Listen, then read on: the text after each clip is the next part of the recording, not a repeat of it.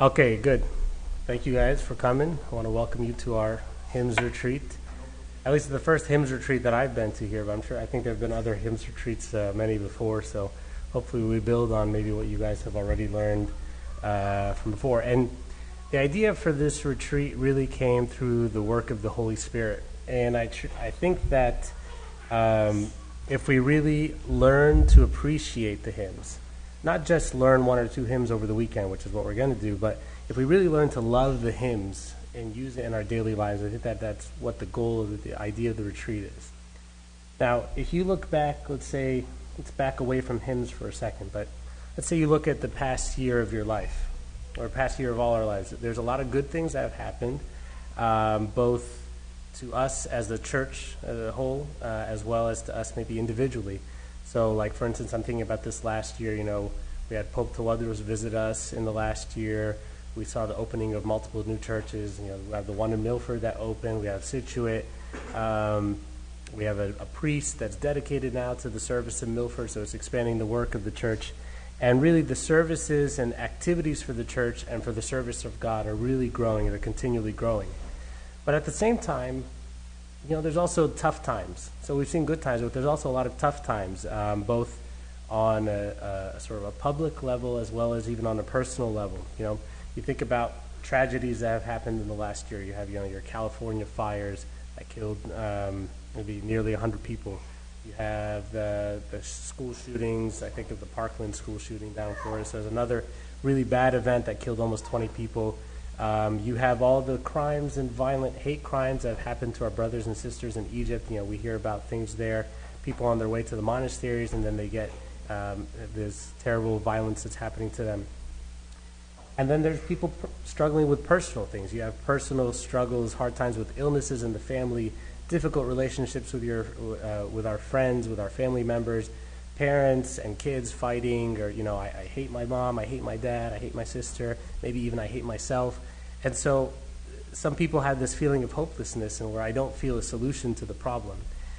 And if this is you, then believe it or not, this retreat is actually for you, because the retreat is about joy, it's about revival, getting rid of the hopelessness that many of us feel and replacing it with rejoicing.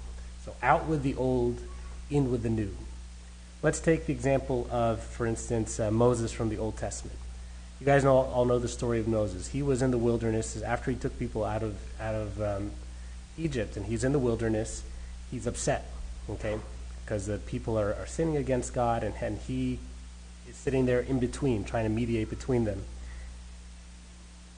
And he prayed to God, and God promised to deliver him. Not that God would take him out of the wilderness, but rather that God would show him his glory. I don't know if you guys remember the story. He didn't say, I'm going to take you out of the wilderness. He said, I'm going to show you my glory. So he answered by giving joy despite all the pain and the hardship, okay? Not by changing the stuff, but by changing Moses in that stuff.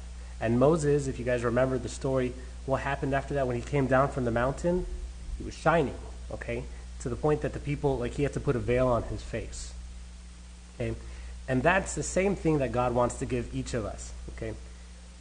If I had to pick a memory verse for the retreat, okay, the retreat memory verse, and it's not just a memory verse, I want it to be more than that, but the verse up here says, in your presence is fullness of joy, and at your right hand are pleasures forevermore, okay?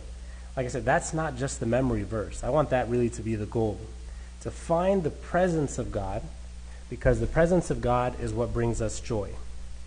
And, this is really the basis for the whole retreat. This is something that you need to be 100% on board with, because if you're not convinced that this statement is true, if you're convinced that in your presence is boredom forever, or misery forever, then nothing else that we talk about for the rest of the weekend is going to really affect you, okay? But if you're willing to at least believe me, that maybe, just maybe, in the presence of God is fullness of joy, then I think you'll be for a good surprise, okay? That's the basis here. So now the question is, if we believe that, where is God's presence, okay? Let's say I live on this street. Let's say I live on Oak Street. And if you want to come visit me, if you want to be in my presence, you come knock on my door. And you knock on my door on Oak Street. That's where you can find me. But what about God? Where is his presence? Okay? King David teaches us actually that God lives on a street called praise. Okay? And this verse from the book of Psalms, okay, says, "But you are holy, enthroned in the praises of Israel." It's a really beautiful verse. Okay, you are holy, enthroned in the praises of Israel. So who's Israel? People of God. Okay, and who's Israel in the New Testament? Israel in the New Testament? Us. There you go. Okay, so Israel in the Old, so we're the people of God, right? So let's look at it from that. So it's us. So what does enthroned mean? Who gets enthroned? Does the president get enthroned? Does a prime minister? A king. So a king sits enthroned. So when we talk about God being enthroned, we're talking about the King of Kings and the Lord of Lords. And enthroned isn't just like he's sitting on a chair or just sitting outside. Okay, enthroned is sitting with all his glory and a big robe and a big scepter, and he's sitting as sovereign king. And the throne that he sits on is made up of what? Huh? No. Do you see gold in that verse anywhere? Is the evil word gold is in there? No. Okay. Enthroned on what? What's his throne made of? The praises. Praises. Amazing, right? So the throne is made of the praises of Israel. Think about it for a moment. Where have you experienced the presence of God in your life? Was it like while you're reading a book, or maybe listening to a sermon, or driving in your car listening to a Bible study? Maybe. But for me, personally, the time that I felt the presence of God the most was a time when we were singing, when we were in Tasbihah, or we were in the liturgy, a retreat, something like that. So praising God, okay, you feel his presence in a way that you can never feel with just like me talking up here, okay? There's a story of a lady in the Old Testament, okay? And this lady was really hopeless. She was barren, right? So she had no children. She had no family. Her house was empty. And that was like a complete disgrace in the Old Testament. People used to, like a curse, okay? And God gives some advice to this lady. What do you think his advice would be? Say like, oh, you should go read a book, you'll feel better. Or like maybe go listen to this sermon, you'll feel better. Go be friends with these people. No, he doesn't say any of that. If you look at what advice he gives to this person who's in such, so hopeless, and she's in such despair, he gives her one advice. He says, sing. Sing, O barren, you who have not borne. Break forth into singing, cry aloud. You who have not labored with child, for more are the children of the desolate than the children of the married woman. Okay? So God commands her to do what? Sing? Does that make any sense?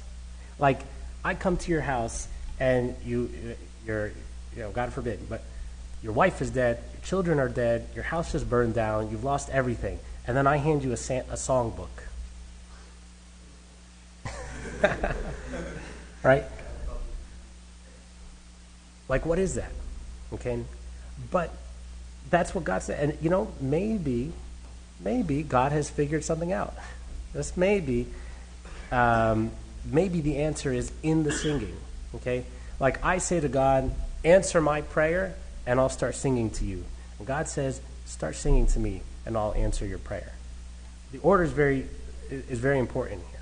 Okay? And if you go on, if you see what's said later in the verse, it says, do not fear, for you will not be ashamed, neither be disgraced, for you will not be put to shame, for you will forget the shame of your youth and will not remember the reproach of your widowhood anymore.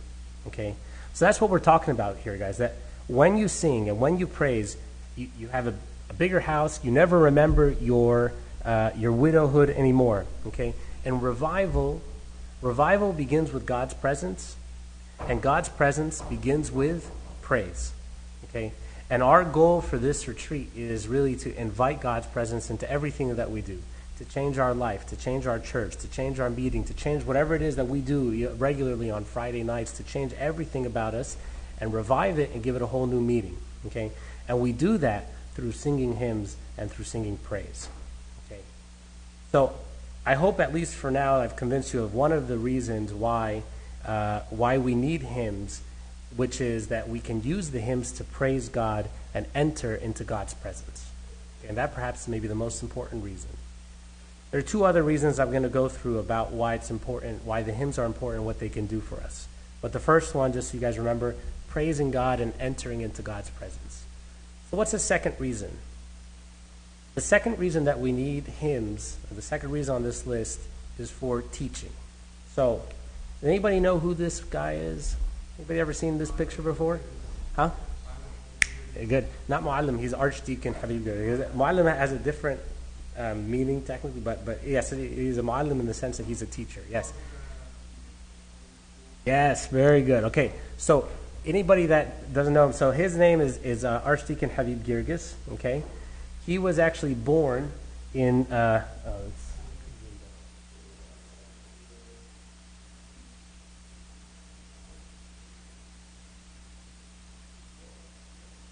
so Archdeacon Habib Girgis was actually born in 1876, so the end of the 19th century. And actually, when he was in his mid-20s, around the beginning of the 20th century, he's actually the guy that championed the efforts of establishing Sunday school, okay? And establishing education in the Coptic Church, which is what we now call Sunday school.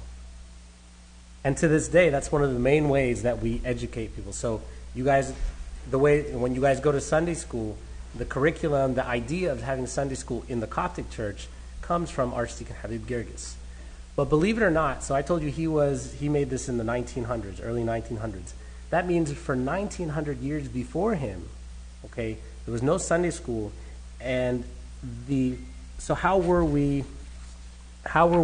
people taught? You think before that? It was actually through, huh?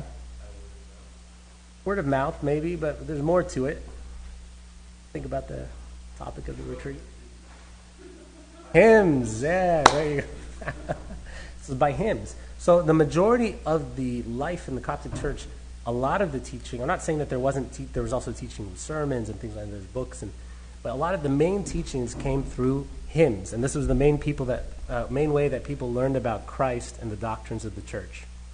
A lot of you, for instance, I know attended this retreat last year, was it New England retreat? I don't know what it's called. The one in the summer where you guys went through the Theotokeias. You guys remember that one? So if you guys remember that from the Theotokeias, there's a lot of things to learn. Let's look at one verse from the Theotokeia as an example.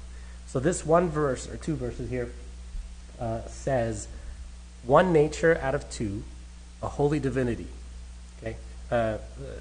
One nature out of two. So it's going to talk about two natures now. It's going to say, or two things. It's going to say a holy divinity, co-essential with the Father and incorruptible, and then a holy humanity, begotten without seed and co-essential with us, according to the economy. So in that small couple verses here, you're having teaching about the nature of Christ, the Christology, the faith of the church as it relates to his role in our salvation and the person of Christ. You could have a whole lecture, a whole retreat just on these two verses.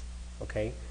Later tonight, Deacon Severus is going to talk to us about one of the big hymns of Holy Week called O Monogenes. Anybody know or heard of that hymn, O Monogenes? So, you know it? Okay, so in English it stands for O Only Begotten Son. Okay, that's the title of it.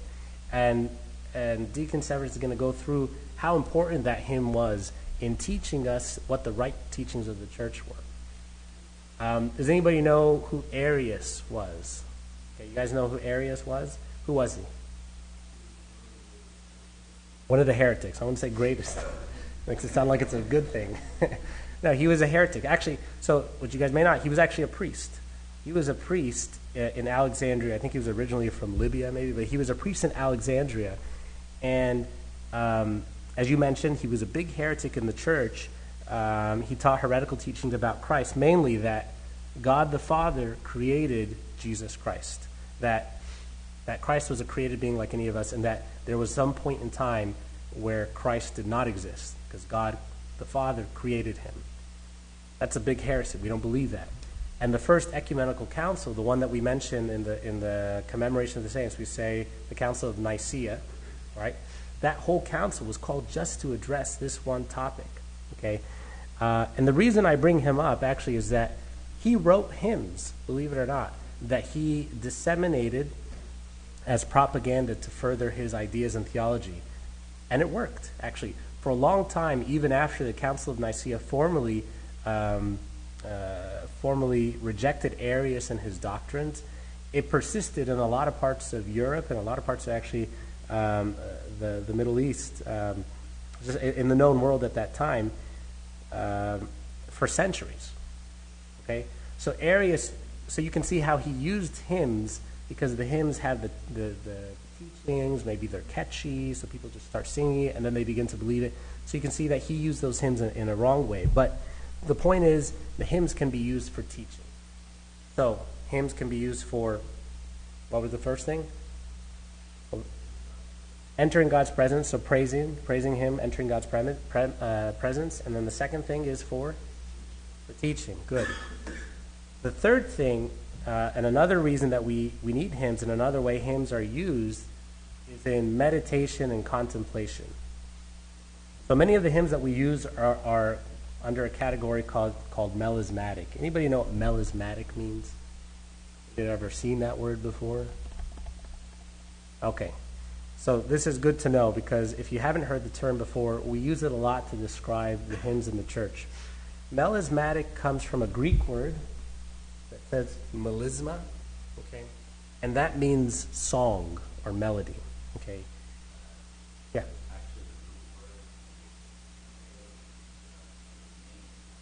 Remain is even better, because you'll see why in a second.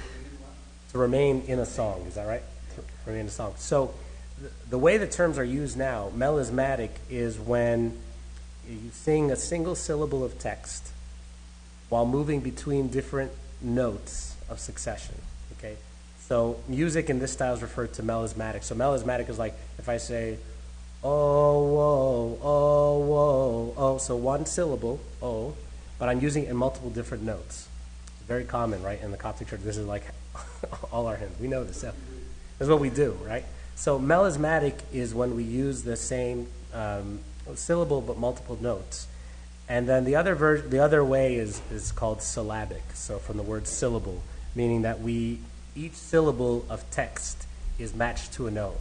So syllabic would be like sherene oti barthenusti oro. So every syllable is a different note. Does that make sense? It's just important. I just want you guys to know the terms here. So melismatic, we use melismatic in hymns in the church. Why? Because melismatic hymns have a couple of abilities. So the tune has the ability to do a couple of things. One, it has the ability to enable us to offer incessant or continuous praising. And who does continuous praising in heaven? The angels, right? That's the work of the angels. And that's why I like the melisma, is remaining in him, right? As I say, remaining in a melody. So the ability to offer a continuous or incessant praising. So that's one of the things that the melismatic tunes can offer for us. The other thing is it can explain the meaning of the words of a song. Let me give you an example. So up there on the right, do you guys see, what hymn is that? Do you guys see at the top it has a title? Small from there, sorry if you can't see it. It says Ariho Uchashv. Anybody know that hymn? Yeah, so it's from the Tazbaha. You guys may recognize the tune. It goes, oh, oh, oh, oh, oh, oh, oh, oh, oh. You guys know that tune? You guys have heard it before? So, Ariho Uchashv, the word itself, that term, that part says, in English says, increasingly exalt him forever. There's a couple words, right? Small phrase. Increasingly exalt him forever. But if you look at the tune, the notes seem to rise from the middle vocal range to the higher notes. Okay, so it highlights the words of increasingly, like we're increasing the notes, the pitch of the notes, and also exalt, like going from a low place to a high place. We exalt, okay? So we're being raised higher. Then the tune is actually, if anybody knows the tune well, they'll recognize that the tune is actually repeated a few times, okay? Which highlights the word like forever, that we're singing forever. And then in Arabic, I think it's like zidu alowan, right? So zid, I don't know if this is accurate or not, but like to zid ali, like zid is to add one. So it's like forever, like one extra. Let's sing it a second time and a third time and a fourth time. So the tune has the ability to explain the meaning of the words of the song. Another thing the tune can do is it can express the spiritual state. Example, at funerals, what kind of tune, what kind of spirit is expressed in the hymns? Happy or mournful? Mournful, right? So you guys know this shouldn't be news to you, but at funerals, in Bescha, the tunes all express the state that reflect reflect the emotions and spiritual state of that time. So it's mournful. Same thing, we have joyful tunes that express the state of ecstasy and rejoicing. So, and you can go on and go through all the tunes, and people have meditations about this. But the idea here, the point is that the tunes are there for our benefit, so that as we chant the tune, we can meditate on it and meditate on the words. Okay? And it's a tool that's useful for our benefit. And perhaps many of you, when you're first learning how to chant a tune, it can be difficult.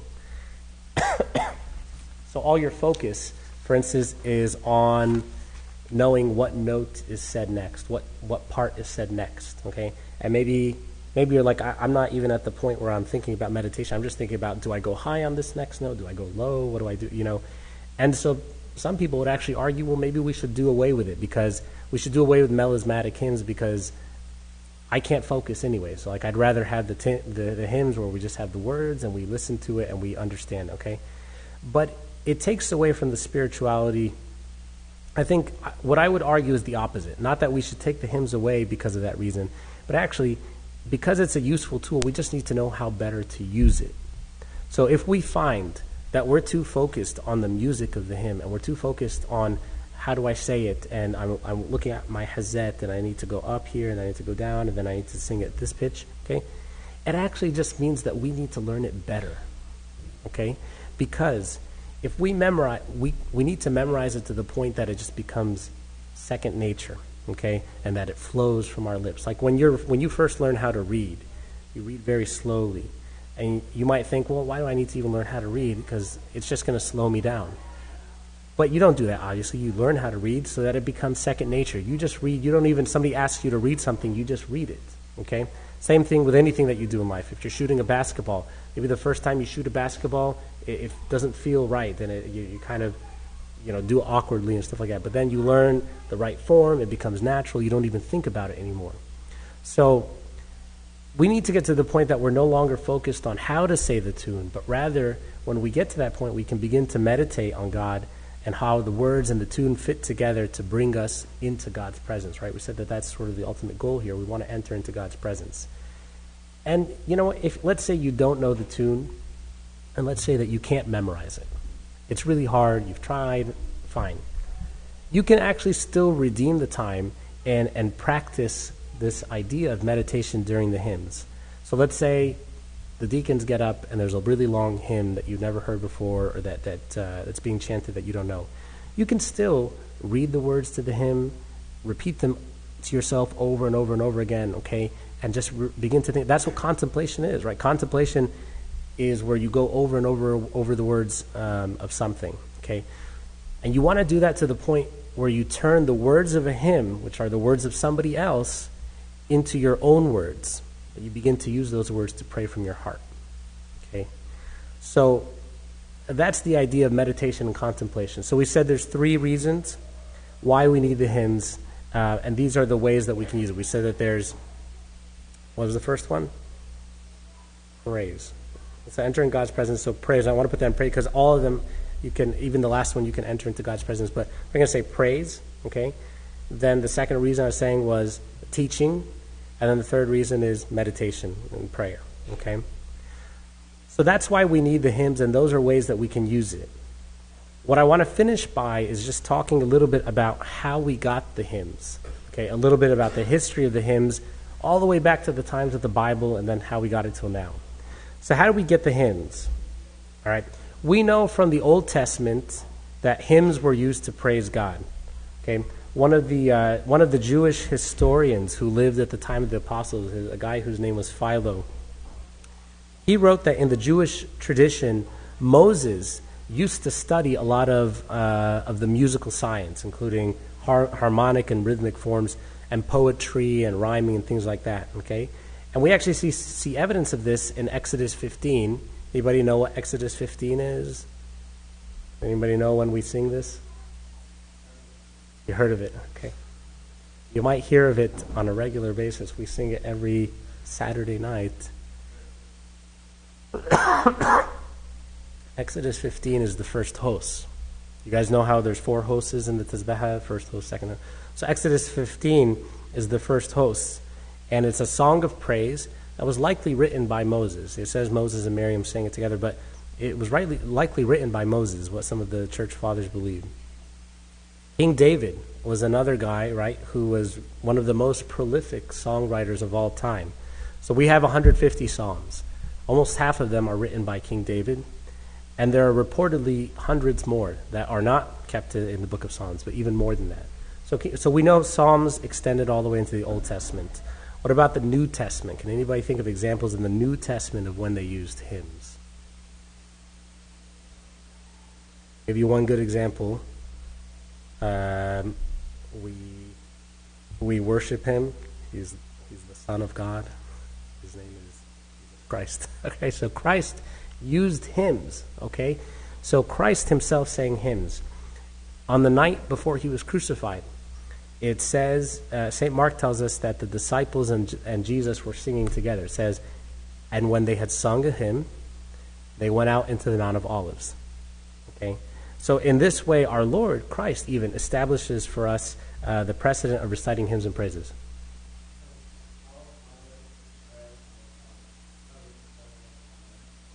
It's considered a prayer. As far as I know, I don't think there was a tune it wasn't considered a hymn at the time. There are songs now that are made from it, but I don't know if you do agree. Used as a hymn now, but when it was passed down, it was passed down to us as a prayer, as the Lord's Prayer. But yeah, no, it's absolutely used as a hymn, and there's lots of versions of it, like some nice hymns and melodies that have been using the Lord's Prayer. There's another. Yeah, go ahead. We'll get to that. We'll talk about that in a little bit. Yeah. So there's a famous story in the New Testament in Acts chapter 16, a story of 2 guys. Okay, their names were Paul and Silas. Okay, now these 2 guys, you guys all know St. Paul. You guys know Silas. They were beaten. They were tortured by a mob, and they were sent to prison just for preaching about Christ. How do they respond to all that? Anybody know? They sang hymns. Good, yeah. If you haven't realized, that's like the answer for every question we ask. So, it says, about midnight. Actually, John, why don't you read this one, since you're on a roll. Can you read this one for everybody? About midnight, all of the silence was praying and singing hymns to God, and the other prisoners were listening to them. Okay, so when you read this, do you think you guys could put your name there? You think that, I wish that we could respond in that same way, that when we're put into difficult situations, and trust me, we're not put into anything that's nearly as difficult as them, but if we were put into difficult situations, do you think our response would be to be praying and singing hymns to God? That's the whole, we said at the beginning, in your presence is fullness of joy, and at your right hand are pleasures forevermore. Imagine if all the time that we spent trying to find the solution to a problem, instead of doing all that, we just spent our time praising God. What would happen? It would be like them. All the doors would be open, the chains would be loosed. So there's a lot to learn from how the New Testament, how they praise God. Let's move now after the New Testament. So when Christians first came to Egypt, because we're going to talk about history of Egypt here now when it relates to the hymns. So we talked about Old Testament, New Testament. Let's say in the early times, okay, when Christianity first came to Egypt, I don't know if you guys know this, but there was a very large Jewish population in Egypt at the time. In fact, it was the largest Jewish population outside of Jerusalem. Okay, in the diaspora, in the dispersion of the Jews, there were a lot of Jews already in Egypt, and so actually, believe it or not, a lot of the rites and rituals that we have in the church come from Judaism. Okay, and also because there was a rich heritage in Egypt already, it also used from like the tunes of the pharaohs, what they call pharaonic times, pharaonic tunes as well. And one of the historians at the time, so this guy Demetrius of Phaleron, he lived at the end of the 3rd century, and maybe somebody can read it for me. Who's sitting behind me now? Matt, can you read this for me?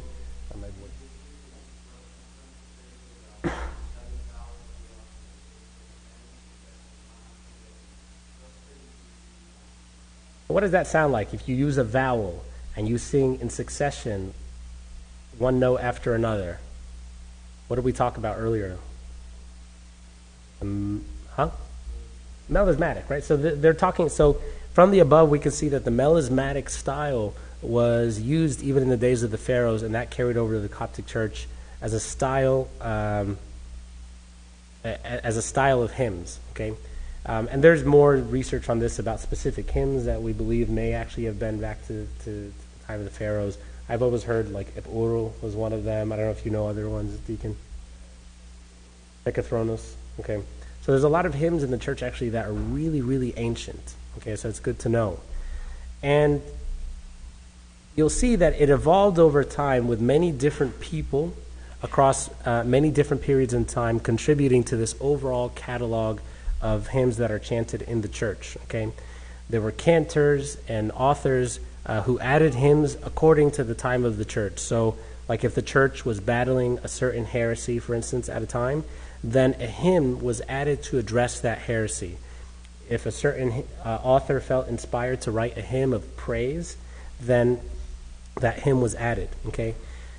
Now, what we know about the hymns, believe it or not, is actually really limited. Okay.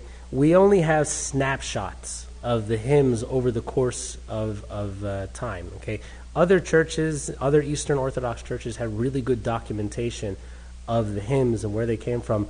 The Coptic Orthodox Church didn't have as good as documentation, so all we have really are like snapshots in time. So, for instance, let's say in the 13th century, we have a book of rites written by somebody named Yohanna ibn Zechariah, or Abi Zechariah ibn Sabah. That's kind of the bolded part there. Ibn Sabah is how he's known historically. And he was a priest in the 13th century, and he wrote a very famous book, which you guys probably haven't heard of, but it's his famous book for people who are interested in the rites, called The Precious Jewel in Ecclesiastical Sciences, and I think in Arabic it's Al-Gawhar al-Nafisa. Ulum al-Kanisa. So, Al-Gawhar al-Nafisa. So this was a very famous book that, again, we're using this as a snapshot. When he wrote this, he was just giving us an idea. This is what we do in the church right now. These are the hymns that we sing, and this is the rite. This is how you do it. This is what happens, okay? You fast forward a little bit, okay? Another century later, or maybe a little bit less, you have another person named Shams al-Riyasa Abul Barakat Ibn Qabr. Ibn Qabr is how he's known. We don't say the whole name. It's Ibn Qabr, okay? And he wrote another one called Mizbah al-Zulma, and it's the lamp of darkness and the explanation of service. So it's another like Khidmat Shammas. That's how I want you guys to think of it. It's a rites and rituals book. So now we can see, okay, a century later, when he wrote this, it looks like some of the rites and rituals may have changed a little bit. We saw that they used to do it 100 years ago, but now they do it like this. Maybe this hymn wasn't written down before, but now it's written here. So we can gather the evidence to say maybe this hymn was added around that time. Another big famous person in this discussion of the rites is Pope Gabriel V. He was the 88th patron of Alexandria, and he wrote a book called Tartib al-Taqsi, right? These are just examples. Obviously, there's a lot more. But these are all examples of people that documented throughout time what the hymns were and what the rites are. And we can piece together, based on these small parts, a timeline of what happened in the church and how the hymns went. Okay, but the church honestly went through various periods of weakness. Okay, And believe it or not, as many hymns as we have now, we used to have a lot more. And a lot of hymns were lost, okay? What we have now is really only some of the hymns that were composed in the church. So there are hymns, for instance, where we have the words to the hymn, but nobody knows the tune. That's just the way it is. It was never passed down. We have, and you can imagine for all those, there are probably even more where we don't even have the words of the hymn. The hymns that were lost that we never even knew about, okay? And it was during one of these times of weakness in the church, actually, that the church was revived, okay? And it brought us into the modern day. So the person that revived it is known as Pope Kyrillos IV. Okay, we all know Pope Kyrillos VI, right? He was the one that we know, that we sing his praises. He was Pope in the 60s. So this one, Pope Kyrillos IV, predated him. He lived in his papacy was during the 1850s. It said from 1854 to 1862 approximately. So 8 years, okay? And even though his papacy was so short, he's often credited as being the Pope of the Reformation. And many of the hymns in the church at that time were at risk of being lost, believe it or not. Like, there was no unity among the churches.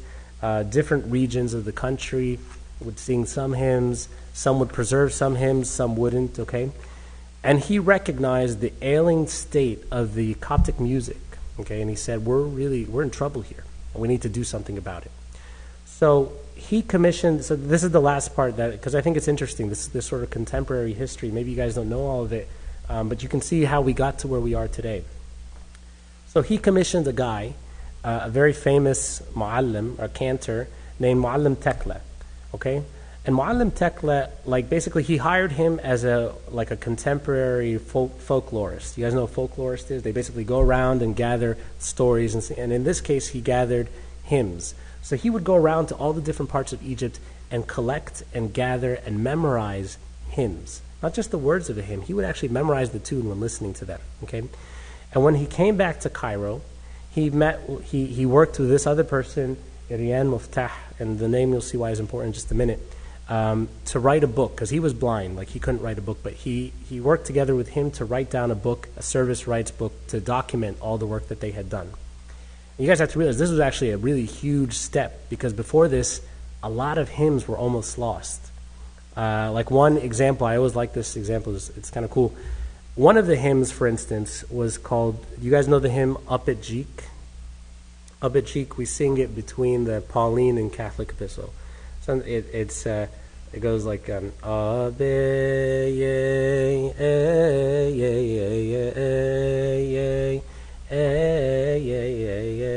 guys may have heard the tune, or if it's not familiar to you, we can talk about it afterwards. But this hymn was pretty much like completely lost. It was only known by one person in the entire church. And who was it? It was actually a female muallima, like a female cantor in Al-Minya in Upper Egypt. And she was the only one who knew it. And like when she died, nobody else was going to know it. But he went around and he collected it and he preserved it so that we all now know it. And now it's taught in the churches, it's taught in Sundays, in Al-Han classes, it's sung in the cathedral. So like, it was a big step. And this first step in documenting it was done by Muallim Tekle and Irian Muftah. Okay? So now this guy, Muallim Tekle, fine, now we've collected all of it. But what do you got to do now? We have to pass it on to others so that they can learn it. So he actually passed it down to 7 cantors. Okay? We have the names, I could find the names for 3 of them. Maybe all the names are known, but I could only find 3. So there's 3 people. You don't need to remember the names of these guys, but just so you know, there's 3 Muallim Armenios, Mor'os, and Salib. Okay? And the reason why these 3 guys are important is because they went on to pass it down to the next big thing was a guy named Muallim Mikhail Girgis al-Batanuni. Anybody ever heard that name? So Muallim Salib, Mor'os, and Armenios passed it down to this gentleman. Okay? Muallim Mikhail Girgis al-Batanuni, and sometimes because he's so important, they say the great or al-Kibir. So Muallim Mikhail, so this guy was very skilled even from a young age. He was actually born in 1873, and when he was a young boy, he wanted to learn hymns. Like, he loved it. He had a knack for it. He was really skilled. but he couldn't find anyone to teach him. So Pope Carolus V, so we talked about Pope Carolus IV, that was the father of the Reformation. Pope Carolus V sort of knew him and recognized his talent. So the story is that he used to hide him underneath the papal chair, okay? And he would invite like different mu'allimeen to come and say like, hey, you know, Mu'allim Murtaz, can you sing this hymn for me? I haven't heard Abajik in a long time. Can you sing it for me? So he would sing it while Mu'allim Mikhail, as a kid, is sitting underneath just listening so he can memorize it. And the you know, maybe folklore, but the tradition says that if he didn't memorize it all in the first time, he would knock on the wood of the chair, and then the Pope would be like, oh, let me hear it again. That was really good. Can you do it one more time for me? So you can see that Mu'allim Mikhail was very skilled. And when he grew up, Mu'allim Mikhail was appointed as the first dean of this hymn school, a hymn school that they called Saint Didymus the Blind. You know, he was a saint in the early Christianity. He was blind, and so it made sense to call this school for blind cantors after Saint Didymus. So he became the first dean of that school. Okay, now in the early 1900s, another person came onto the scene. So he was a big deal. The other guy who was a really big deal that you could argue maybe is even more, he really revolutionized everything, was a guy named Raghib Muftah. Anybody heard that name? If the name sounds familiar, it's because it was his great uncle, Iryan Muftah. Remember the one that worked with Mu'allim Tekla to write everything down? Okay, we said earlier here. Iryan Muftah is the great uncle for Raghib Muftah. Okay? So earlier, Iryan Muftah and Mu'allim Tekla worked together. This time, Raghib Muftah and Mu'allim Mikhail worked together. Okay, and he dedicated his entire life to preserving hymns. And this is in the 20th century now, so early 1900s. In the courts, he was really passionate about hymns. He used to go to different conferences, okay, international conferences about like music in general. And he went to one where in Europe where he met somebody from England, a British composer and a violinist. His name was Ernest Newland Smith. Okay, and you might think, well, what does this guy have to do with hymns? Believe it or not, Ernest Newland Smith, he wanted to dedicate his life to God. Him and Raghib Muftah got to talking, and they realized that they both had this common passion for the hymns. And so Muftah invited him, said, like, you know, why don't you come to Egypt and let's show you what we've got. Like, we want to show you all the hymns and things like that. So over 10 to 20 years, from the 1920s to 1930s, he invited Ernest Newland Smith to come. Ernest Newland Smith would listen to Mu'allim Mikhail and write down the notes of the hymns, okay? Like annotation, like in the same way we have notes where we like to play a piano and to whatever, he would write notes for the hymns, musical notation as a way of preserving the hymns. That was a big deal. Nobody had ever done this, right? We talked about how a lot of hymns were lost over time because nobody ever had a way of passing it on. Like, what do we do in hymns class? We write like a one tall line and a short line and a medium line. And you're like, well, what does that even mean, right? This guy took it and really made it like scientific almost, you know. He wrote it down in a way that could be preserved forever. The other big thing at this time, around this time, the technology of like recording came out, like recording, tape recording. And in the last years of Mu'allim Mikhail's life, we actually recorded his voice singing several hymns, okay? And when all of this work was completed, the annotation, the recordings, okay, they needed a way to preserve it. And you know where they preserved it? It's actually really interesting. Anybody know where all this stuff is preserved? It's actually with the U.S. Library of Congress, okay? And believe it or not, a lot of the stuff that I just told you is on the website of the U.S. Library of Congress, okay? So it's preserved now for generations to come. And this is something that you can access online, the whole library, all the annotations, the recordings, everything. The point is here, this is what I want to finish with. The point is here is that these people worked very hard to preserve the hymns for us that were at risk of being lost. And I hope, like my hope is that at least maybe part of this has sparked some interest in you guys, okay? that there's a rich heritage that we have in the Coptic hymns of the church, okay? A rich heritage that the U.S. Library of Congress thought was worth keeping, okay? And if you look around, all these other, actually you can see the British museums and French museums in Paris and German museums, all these museums around the world were so, like, I guess, amazed by the heritage that we have in the Coptic Church. How much more should we, who are actually related to these people, this is our fathers, our forefathers, that we should be also encouraged to keep that heritage.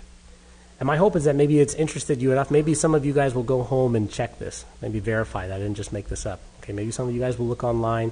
Maybe some of you will come to me next week and say, you know what, I learned even more. Let me tell you something. That's what I'd love. I'd love for somebody to come and teach me something about this that I didn't know. All right, that's what I want for you guys to do. But believe it or not, it's not just for the heritage. Bringing it back to the first point. It's not just for the sake of the heritage, but more importantly, but what we talked about at the beginning, that these hymns, like in your presence is fullness of joy. That these hymns are meant to bring us into the presence of God. And I promise you we could talk for hours on this, but it won't make a difference till each of you are able to experience the presence of God in your life with these hymns and experience how the hymns of the church are a tool that can get us to that ultimate goal. Okay? And again, the last verse here, that in your presence there is fullness of joy. Okay? Glory be to God forever. Amen. All right, any questions? Sorry, we went long on this. Any questions? Anything, Deacon Severus, anything you want to add? Abuna, anything to add? Okay, thank you. So before we get up, we have food outside. Take some time, take a break, okay? And then probably in about 45 minutes or so, around 9, we're going to come back here, and Deacon Severus is going to talk to us a little bit more about the history of Bescha Week, as well as one of the hymns of the church that are relevant to Bescha Week, okay? That you guys, I think, will learn a lot. And if you guys can come back on time, I hope we don't lose 9 o'clock. So I hope we don't lose too many people. I hope nobody's like so discouraged now that they want to run out and not come back, because then Deacon Severus is going to get mad, because I told him he needed to come here so he can give this talk, so we need to show him our support. All right, thank you.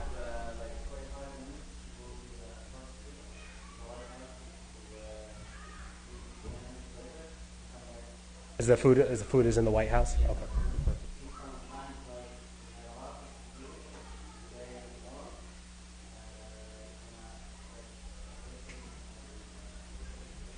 Yeah. And after that, we'll talk. After this next talk, we'll talk about what the plans for tomorrow are for those of you guys who will be here. Okay.